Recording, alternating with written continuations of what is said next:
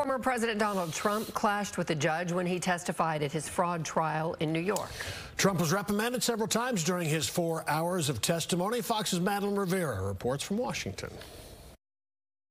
It was a tense day in court for former President Donald Trump, who took the stand in a $250 million civil trial that threatens his business empire in New York. Mr. Trump has repeatedly and consistently misrepresented and inflated the value of his assets. Trump is denying any wrongdoing, testifying that Mar-a-Lago was actually undervalued.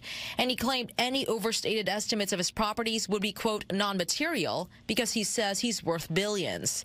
Trump often clashed with a judge who ruled in September that he and the Trump organization committed fraud while building his real estate empire. I think at this point, his view of it is this is politics, it's not law anymore, because I've already lost the legal case. During Trump's testimony, the judge asked one of the former president's attorneys if he could, quote, control his client, adding the courtroom was not a political rally. At one point, tensions boiled over. I was told to sit down today. I was yelled at, and I've had a judge who is unhinged slamming a table. Trump's defense is also taking aim at the New York Attorney General's star witness, former Trump fixer Michael Cohen. I have some news for you, Miss James. Michael Cohen folded, lied, and crumbled. His testimony a week and a half ago was nothing but the truth.